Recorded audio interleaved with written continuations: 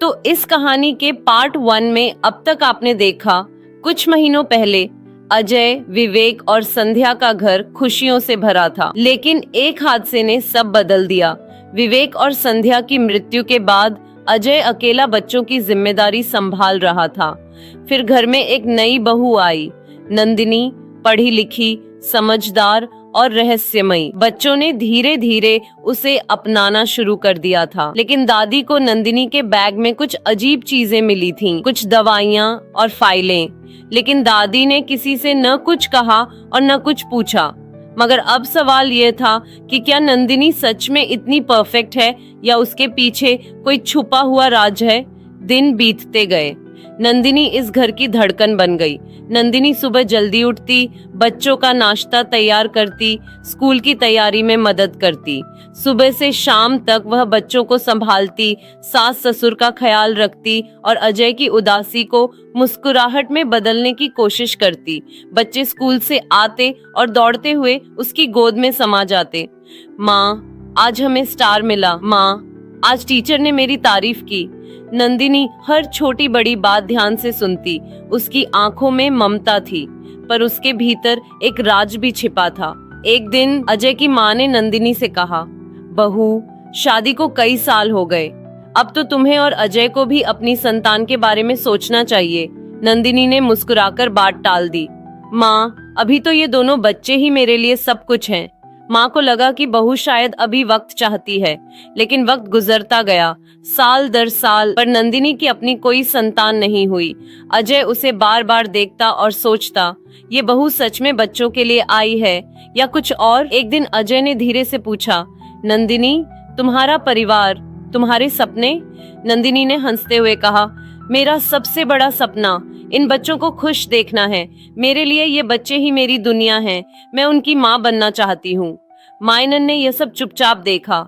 उनका शक धीरे धीरे कम होने लगा, लेकिन मायनम के मन में एक सवाल था, क्यों नंदिनी को इतने सालों बाद भी कोई संतान नहीं हुई। आयुष और अन्वी अब नंदिनी को माँ कहते। आयुष स्कूल की पढ़ाई में बेहतर हुआ।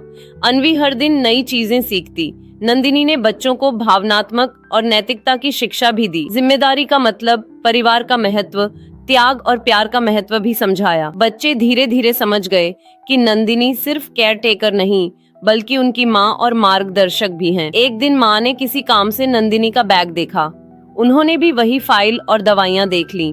वो दवा गर्भ निरोधक थी। माँ चौंक गईं। उन्होंने डॉक्टर से जाकर पूछा, मेरी बहू आपके पास किस इलाज के लिए आती है? डॉक्टर ने धीरे से कहा, वो बच्चे नहीं चाहती। एक बार तो उन्होंने 2 महीने का गर्भ भी गिरवा दिया था। उनका कहना है कि 2 बच्चों को ही पूरी तरह अपना बना लिया है, तीसरे की जगह ही नहीं बची। माँ की आंखें भर आईं। उन्होंने पहली बार समझा कि उनकी बहू का त्याग कितना बड़ा है। वो अपने शरीर की तकलीफें सहकर भी सिर्फ विवेक और संध्या के बच्चों को अपनी संतान मानना चाहती है। माँ ने नंदिनी से पूछा, तुमने हमें पहले क्यों नहीं बताया? नंदिनी ने हाथ जोड़कर कहा, मायनन, मैं नहीं चाहती थी कि किसी को भी कोई चिंता हो। मेरी प्राथमिकता हमेशा इन बच्चों की खुशी और सुरक्षा रही है। मेरे पास अपनी संतान नहीं है, इसलिए मैं पूरी तरह इन बच्चों के लिए हूँ। माँ ने उसकी आंखों में सच्चाई देखी। उनका डर और शक खत्म हो गया। अब घर में सिर्फ बहुत सारी खुशियाँ और प्यार था।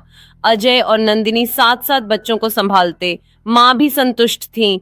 हर दिन छोटा सा मिरेकल लगता, बच्चों की हंसी, उनकी पढ़ाई में सफलता, घर का प्यार। नंदिनी ने बच्चों को गुड हैबिट्स और डिसिप्लिन भी सिखाया, समय पर उठना, पढ़ाई पूरी करना, दूसरों की मदद करना। बच्चे दोनों के गाइडेंस में धीरे धीरे स्मार्ट, मैच्योर और रिस्पॉन्सिबल बन गए। सालों बाद आयुष और अन्वी ने एनीट एग्जाम दिया। वो दिन आया जब नीट का रिजल्ट आया। आयुष और अन्वी दोनों का चयन MPOT-BBS के लिए हुआ। पूरा घर खुशियों से भर गया। अजय और नंदिनी के लिए यह सबसे बड़ा गर्व था। माँ बाप की आंखों में आंसू थे। अजय ने पहली बार दिल से मुस्कुराते हुए कहा, आज लगता है कि विवेक और संध्या जहाँ कहीं भी होंगे गर्व से हमें देख रहे होंगे। आयुष और अन्वी अब बड़े हो चुके थे, लेकिन उन्हें कभी पता नहीं चला कि उनके असली माँ बाप कोई और थे। उनके लिए माँ सिर्फ नंदिनी थी और पापा सिर्फ अजय। नंदिनी ने कभी उन्हें सच्चाई नहीं बताई। वो चाहती थी कि बच्चे बिना किसी बोझ के सिर्फ प्यार के सहारे बड़े हों। एक दिन आयुष ने नंदिनी से कहा, माँ, हम जानते हैं कि आपने हमें जन्म नहीं दिया, लेकिन सच कहें तो आपसे ज्यादा कोई हमें माँ का प्यार नहीं दे सकता। आपने हमें बनाया, संवारा और हमें जीना सिखाया। नंदिनी रो पड़ी। अजय ने उसकी ओर देखा और पहली बार महसूस किया कि ये औरत सिर्फ उसकी पत्नी नहीं बल्कि इस घर की आत्मा है। अब अजय सामान्य इंसान की तरह खुश और संतुलित था। उनका सपना पूरा हो चुका था, एक खुशहाल हंसता खेलता परिवार जो सच्चे प्यार और जिम्मेदारी के साथ बंधा था। नंदिनी ने साबित किया कि परिवार सिर्फ खून से नहीं बल्कि प्यार और त्याग से भी बनता है।